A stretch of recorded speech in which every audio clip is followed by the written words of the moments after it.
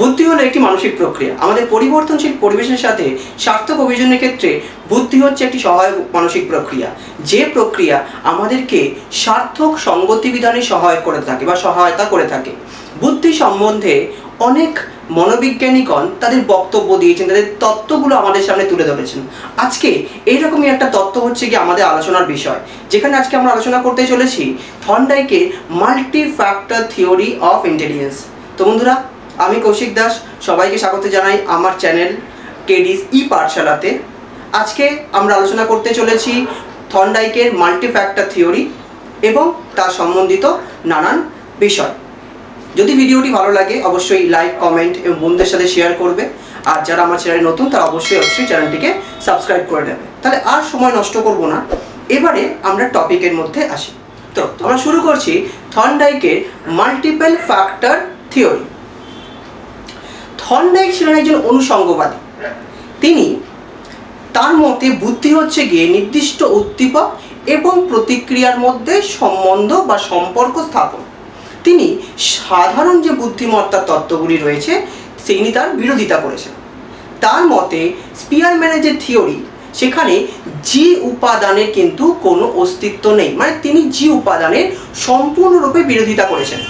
তার যে থিওরি, যেটা 1920 সালে প্রকাশিত মাল্টিপল ফ্যাক্টর ইন্টেলিজেন্স নামে, সেখানে তিনি দুটো বিষয়ের উপরে গুরুত্ব দিয়েছেন। সেই দুটো বিষয় কি সেটা হচ্ছে গিয়ে আজকে আমাদের আলোচনার বিষয়। সেই দুটো ফ্যাক্টর হচ্ছে গিয়ে, একটা হচ্ছে গিয়ে টাইপ, একটা হচ্ছে অ্যাট্রিবিউট। তাহলে প্রথমে আমরা যাব হচ্ছে কি টাইপ। থর্নডাইক তার বুদ্ধির থিওরিতে বা তত্ত্বে 3 প্রকার বুদ্ধিমত্তার কথা উল্লেখ করেছেন। তো 3 প্রকার বুদ্ধিমত্তা কি কি? একটা হচ্ছে কংক্রিট ইন্টেলিজেন্স, অ্যাবস্ট্রাক্ট ইন্টেলিজেন্স এবং সোশ্যাল ইন্টেলিজেন্স। তো এবার আমরা এক এক করে 3টা ডেসক্রিপশনে আসছি। প্রথমে আসি হচ্ছে গিয়ে কংক্রিট ইন্টেলিজেন্স। তো কংক্রিট ইন্টেলিজেন্স বা মূর্ত বুদ্ধি কি? যে বুদ্ধি আমাদের দৈনন্দিন জীবনের নানান সমস্যামূলক পরিস্থিতিতে আমরা ব্যবহার করে থাকি, সেটাই হচ্ছে গিয়ে কংক্রিট ইন্টেলিজেন্স। এটাকে কিন্তু আমরা যান্ত্রিক বুদ্ধিও বলে থাকি। এই ধরনের বুদ্ধি কিন্তু সকল রকমের মূর্ত উপকরণের সাথে কিন্তু সম্বন্ধিত। আমাদের দৈনন্দিন জীবনে আমরা যে সকল সমস্যার সম্মুখীন হই, সেই সকল সমস্যার সমাধান করতে গিয়ে আমরা যে ধরনের বুদ্ধি প্রয়োগ করে থাকি, সেটাই কিন্তু হচ্ছে গিয়ে মূর্ত বুদ্ধি। এই মূর্ত বুদ্ধি কিন্তু পরিমাপ করার সবথেকে বেস্ট উপায় হচ্ছে গিয়ে পারফরমেন্স টেস্ট। পারফরমেন্স টেস্টের মাধ্যমে কিন্তু এই কংক্রিট ইন্টেলিজেন্সের পরিমাপ করা হয়ে থাকে। এবার আমি আসছি হচ্ছে গিয়ে নেক্সট অ্যাবস্ট্রাক্ট ইন্টেলিজেন্স। তো অ্যাবস্ট্রাক্ট ইন্টেলিজেন্স কি? অ্যাবস্ট্রাক্ট ইন্টেলিজেন্স হচ্ছে কি এমন এক প্রকার ইন্টেলিজেন্স যেটা বিভিন্ন ধরনের নাম্বারস, ডায়াগ্রাম, সিম্বলস, লেটারের সঙ্গে যুক্ত। মানে এই যে নাম্বার, ব্লক, সিম্বল, ডায়াগ্রাম, এর মধ্যে সম্পর্কটা কি, ঠিক আছে, এর মধ্যে পার্থক্য এবং সাদৃশ্য, এই সমস্ত খুঁজে পেতে আমরা যে ধরনের বুদ্ধি প্রয়োগ করছি সেটা হচ্ছে কি অ্যাবস্ট্রাক্ট ইন্টেলিজেন্স। একটি বিদ্যালয় শিক্ষার্থীর যে সমস্ত পারদর্শীগত দিক আছে, সেই পারদর্শিতাগত দিকে কিন্তু এই ধরনের বুদ্ধি কিন্তু প্রয়োগ করা হয়। বিশেষ করে একজন দার্শনিকগত দিক কিংবা গাণিতিক ক্ষেত্রে কিন্তু এই ধরনের বুদ্ধির প্রয়োগ আমরা লক্ষ্য করতে পারি। নেক্সট আসি হচ্ছে গিয়ে সোশ্যাল ইন্টেলিজেন্স। সোশ্যাল ইন্টেলিজেন্স হচ্ছে গিয়ে সমাজে একজন ব্যক্তি টিকে থাকার জন্য কিংবা সমাজে সকলের সাথে পারস্পরিক সম্পর্ক বজায় রাখার জন্য কিংবা পারস্পরিক বোঝাপড়া গড়ে তোলার জন্য যে ধরনের বুদ্ধির প্রয়োগ করা হয় বা যে ধরনের বুদ্ধি কাজে লাগে, সেটাই হচ্ছে গিয়ে সোশ্যাল ইন্টেলিজেন্স। এই ধরনের বুদ্ধি যাদের মধ্যে অধিক মাত্রায় রয়েছে, তারা কিন্তু খুব সহজে যে কোনো সামাজিক সমস্যার সমাধানে সক্ষম, কিংবা বলতে পারি যে তারা খুব জনপ্রিয় ব্যক্তি হয়ে উঠতে পারে সমাজের মধ্যে। এই প্রকার বুদ্ধি যাদের মধ্যে খুব বেশি রয়েছে, তারা কিন্তু খুব সহজেই সমাজের সকলের সাথে একটি সুমধুর সম্পর্ক বজায় রাখতে এবং পারস্পরিক বোঝাপড়া বজায় রাখতেও সক্ষম হয়ে থাকে। এবারে আমি আসছি হচ্ছে গিয়ে আমাদের নেক্সট যে টাইপটা, সেটা। তাহলে এটা গেল হচ্ছে গিয়ে বুদ্ধির টাইপস। এবার আসছি হচ্ছে গিয়ে অ্যাট্রিবিউটস। তো থর্নডাইক 4 ধরনের অ্যাট্রিবিউটসের কথা বলেছে। তো অ্যাট্রিবিউটসগুলো কী কী? প্রথমে আসি লেভেল, তারপরে রেঞ্জ, তারপরে এরিয়া অ্যান্ড লাস্ট হচ্ছে কি স্পিড। এই 4 ধরনের অ্যাট্রিবিউটসের কথা কিন্তু থর্নডাইক বলেছে। তাহলে এবার আমরা আসবো এক এক করে। প্রথমে আজ আসি হচ্ছে কি লেভেল।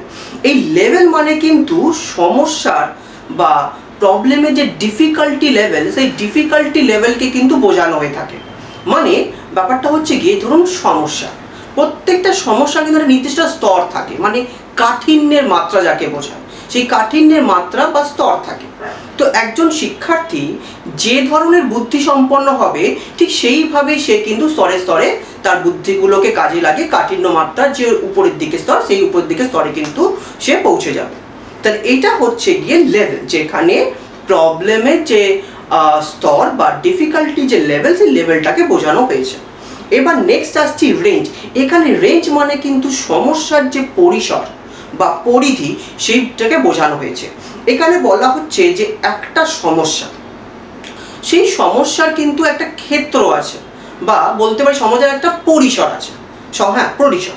তো এই পরিসরে যখন একজন ব্যক্তি কোনো সমস্যা সমাধানে কোনো একটা বুদ্ধিকে সে প্রয়োগ করছে, তখন সেই পরিসরের অন্তর্গত সকল সমস্যার সে সমাধান করে থাকছে। তাহলে এটা হচ্ছে গিয়ে রেঞ্জ। এবারে আসি হচ্ছে গিয়ে ক্ষেত্র। এখানে ক্ষেত্র বলতে বোঝানো হয়েছে যে প্রতিটি ব্যক্তির সামগ্রিক পরিস্থিতি। সামগ্রিক পরিস্থিতি মানেটা কি? সামগ্রিক পরিস্থিতি মানে হচ্ছে গিয়ে ধরুন আমরা যখন কোনো একটা সমস্যার সম্মুখীন হচ্ছি, তো প্রথমত আমরা কি করছি, সেই সমস্যাটাকে প্রপারলি অ্যানালিসিস করছি, তার যে সামগ্রিক চিত্রটা সেটা আমরা বোঝার চেষ্টা করছি। তো সামগ্রিক চিত্রটা যখন আমরা বোঝার চেষ্টা করছি, তাহলে তখন আমরা বুঝতে পারছি যে সমস্যাটা কোন ক্ষেত্র থেকে এসেছে, বা সমস্যাটার যে উৎস সেটা পার্টিকুলারলি কোন ক্ষেত্র। তাহলে ফার্স্টে আমরা বুঝি সেটা কোন ক্ষেত্র থেকে অ্যারাইজ করেছে, তারপর সেটাকে আমরা সমস্যা বা সেই সমস্যার সমাধান করতে চেষ্টা করি। এবার লাস্ট অ্যাট্রিবিউটস। তো লাস্ট অ্যাট্রিবিউট কি? সেটা হচ্ছে স্পিড। এখানে স্পিড বলতে তিনি বুঝিয়েছেন সমস্যা সমাধানের যে সময় সেইটা।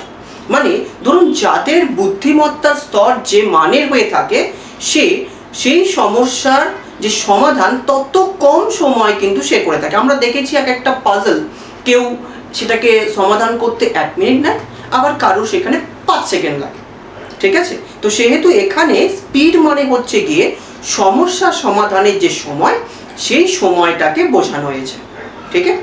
তাহলে মোটামুটি আজকে আমরা একটা আলোচনায় বুঝতে পারছি যে থর্নডাইকের মাল্টিপল ফ্যাক্টর ইন্টেলিজেন্সটা কি। তো বন্ধুরা, আজকের ভিডিওটা এখানেই শেষ করলাম। আশা করি তোমরা সবাই বুঝতে পেরেছো। আজকে আমরা আলোচনা করলাম থর্নডাইকের মাল্টিপল ফ্যাক্টর থিওরি, যেখানে আমি বললাম হচ্ছে গিয়ে থর্নডাইকের যে তত্ত্বের যে দুটো দিক, একটা টাইপস, একটা অ্যাট্রিবিউটস।